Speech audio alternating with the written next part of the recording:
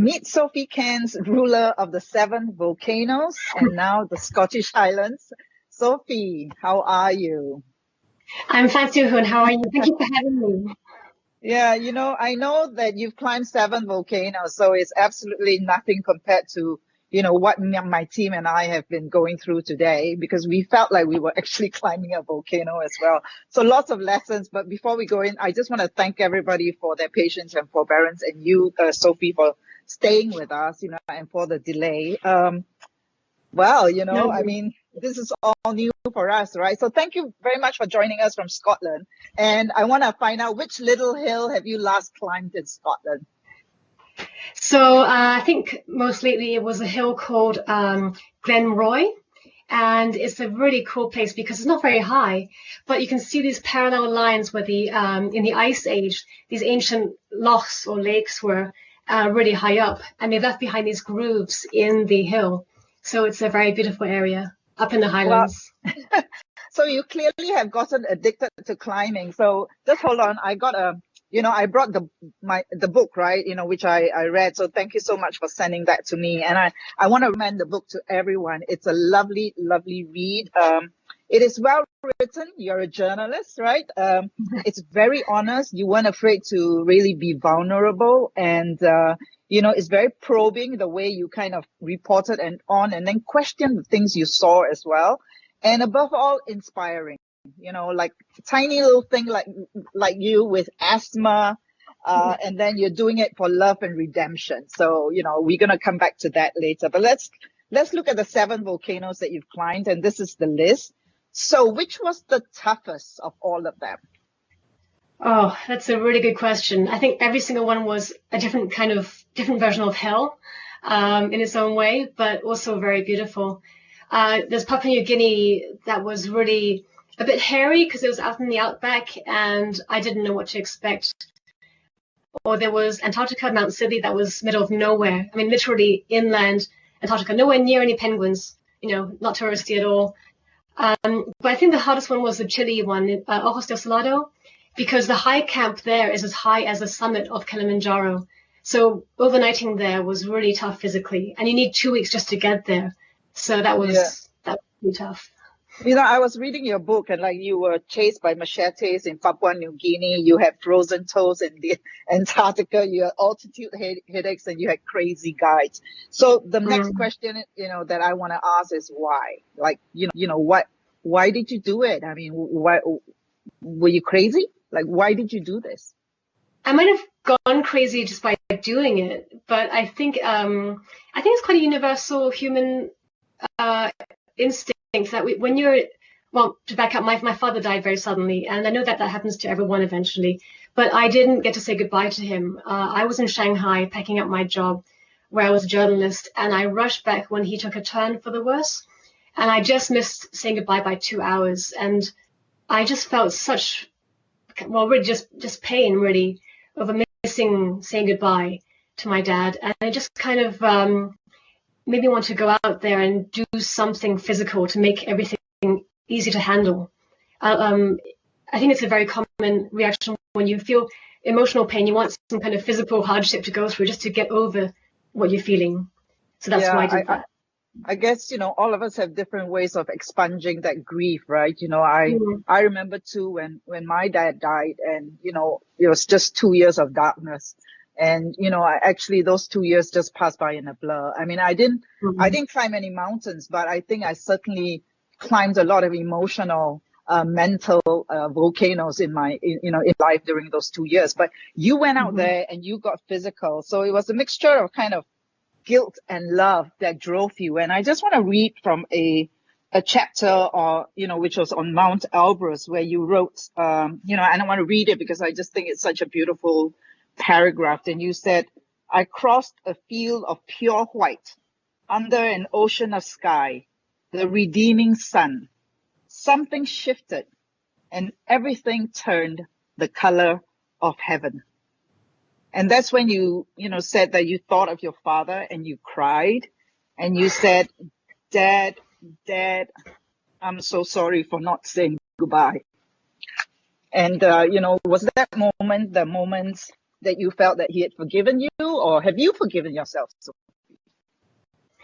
I think my dad was a very kind person, and I think there's no question that he forgave me even before he died. I mean, if he was even aware, basically. So I think that's probably more me being a bit of a tough, hard ass on myself sometimes. But I was crying behind my mask so no one could see me. I wasn't, there beating my breasts, and I just wanted to commemorate his memory by doing all these climbs. So I think I haven't forgiven myself, really. I think people are too easy on themselves sometimes.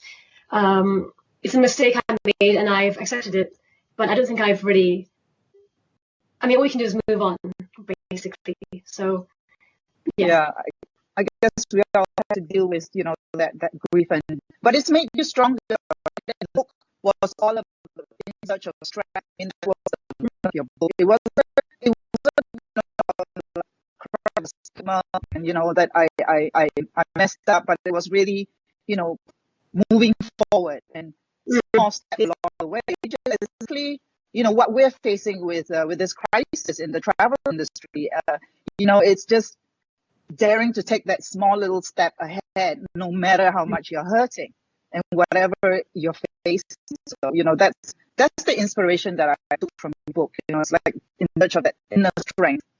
So thank you very much. I want to thank Fritz for introducing us. Actually, I think you knew you were a journalist in Hong Kong back in the day. Yes. Back in the day when you were, interviewing people. But you also did it with a purpose to raise funds for cancer research. So it wasn't just about expunging your own guilt and finding redemption. So there is a tangible outcome, and you're trying to raise funds for cancer research. How has that gone? So yeah, very much so. So that was really the point of climbing in the first place. I began climbing 10 years ago. Oh no, 12 years ago now. So it's been a long time of fundraising for cancer research.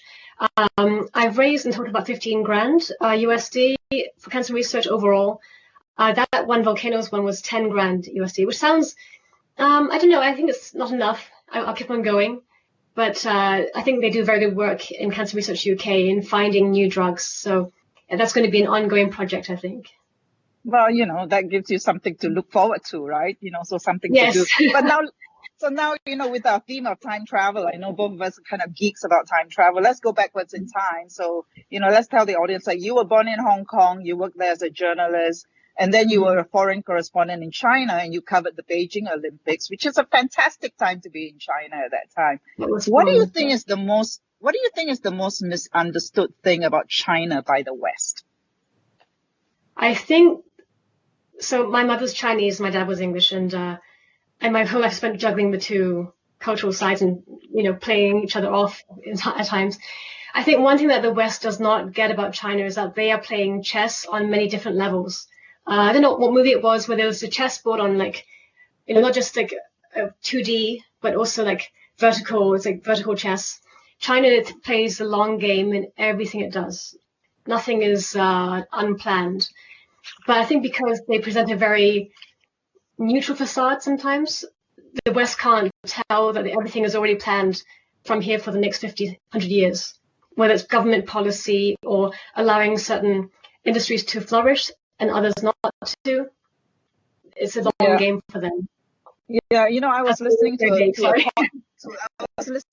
a podcast, and it absolutely was that. It said that the superpower of China is basically long term, and then it said the superpower of America is just sheer optimism, but China is long term. So that's a good way to put it. So there was a part about Kilimanjaro, which is the slideshows, and you really wrote about the I don't know if I can use the word, but the trash, and that was the impact of the explosion of tourism all over the wilderness. And you wrote too about the lurid yellow pea hole we left behind in Antarctica. So what are your views on tourism, having gone to all these remote places? Do you think it does more good or bad overall? I think overall it's good because it does provide jobs and employment. I mean, Kilimanjaro alone is a whole industry by itself. The porters, the trekking companies, they all do very well. And they have good regulations now. I mean, they're better and better to reduce trash, reduce damage on the environment. But I think that it's not so much the travel industry that has to adapt. Right now, it's as local governments. When I was in Chile, I was up in these high altitude lakes. I mean, beautiful salt lakes, turquoise, all different blues, But it was right next to a stinking, fetid pile of trash. It's in my book how it looked. It was just really a contrast, and it was just human waste. There was no toilet. It was all just piling up. And I think that a lot of travel has to take more into account a partnership with local authorities to reduce damage like that. You had this national park, and yet you have these rundown, crappy piles of rubbish. That has to stop. I think it's awful. Yeah. I mean, that's the one thing that everybody, as nasty as this crisis is to everyone, that's the one wish that we all have, is that, this is giving nature a break. And then when we come back, we hope we kind of don't repeat the same stupid mistakes again, but sometimes, we are condemned to repeat history, but I also want to ask you, how has this pandemic influenced your thinking as a traveler, right? Because you made the great escape from the US to Scotland at the height of the pandemic. You managed to escape. Will you travel less or more after this, you think, as a traveler? I think because I have asthma, I'm a tiny bit cautious these days about getting on a plane or a train. But I think I'll be traveling a lot more locally as well. I mean, by cars or hiking in Scotland, because end of the day, I think traveling is about adventure and about discovering, and that can be done anywhere. I mean, that sounds quite cliche, but it's true. You can find new things even just by walking around in your own city. It needn't be a glamorous trip overseas. And I think that as long as you know you can be somewhere safe, that'll be fine for travel. Here in Scotland, they've got a lot of local policies to make travel on Ben Nevis and what have you safer and easier. So maybe local travel will be benefiting from that. Yeah. Well, you seem to fit into the trends that we've been discussing at this conference, right? It's like people sticking local, road trips, and you're right about travel just being really a state of mind. You don't have to go far sometimes to discover and to have an adventure, right? So but you're lucky to live in Scotland, which has a lot of hills, Singapore, our highest hill is Bukit Timah. And that's about the only hill that we have. So I want to come back to your book title, and your book title says A Search of Strength. And you've clearly found it, right? So any advice to our audience out there, and those who will be watching on demand later, is how do we find inner strength short of climbing 7 volcanoes? I think that there's 2 ways, and they're both not mutually exclusive at all. One is by going through the fire or through the SH whatever, just getting through it, a short, sharp adjustment to what's happening right now. Intense pain, intense growth. But over the longer term, in a maybe more Asian way, it's about enduring. You play the long game. You have to just keep your head down and keep going. I think the Cantonese word is ngai. You just have to endure, and that will forge you, over the long term. Just don't give up. Good advice. I'm going to take that, I have to endure and think of the long game instead of just today. So, Back to the Future, our theme is about time travel. So if you could travel back in time, which period would you pick?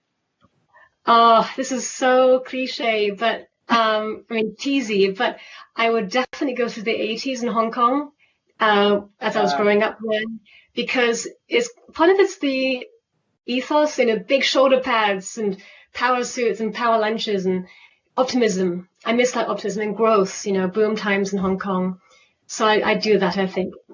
Yeah. I remember those times fondly because I was in Hong Kong at that time, and it really just seemed that anything was possible, right? Yeah. So absolutely with you. So let's end with a rapid fire round. Favorite place to visit when not climbing? This sounds very girly. The Sophie Cairns Hotel in Dubai on the Palm. It's a very spa-like hotel with a lovely pool. Okay. Not very mountainous. No, wonderful. That's a good choice. Very specific. Snowboarding or paragliding? Paragliding. I can't do either, but paragliding. Bungee jumping or skydiving? Skydiving. Yeah. Best place for rock climbing? Ben Nevis, apparently. They have everything. So Ben Nevis in Scotland. Yeah. Okay. And the best trip that you took with your dad that you will always remember? Oh, there's so many. I think the best one was a road trip from France when we were living for a while to Eastern Europe, Bulgaria, and Slovak Republic, because we went to the border and we're at the sort of a de facto border, and the crossing woman said, "Why are you here?" And we said, "Oh, at holiday." And she goes, "Why?" And this is back in the 90s, so that was quite interesting. So your dad was an adventurer. I mean, he took you places. Yes, he was very adventurous. Well, he is continuing to take you places right now, just as like my father too. So thank you so much, Sophie, for joining us and inspiring us with your story. And, and what you really show is like, no matter the odds, I think if the force within you is strong enough, I mean, we can climb any mountain. So I don't think I can climb the 7 volcanoes like you, but certainly, the mountain within myself. Thank you so much, Sophie, for joining us. Thank you for having me, Siew. Thanks. Thank you. It's lovely.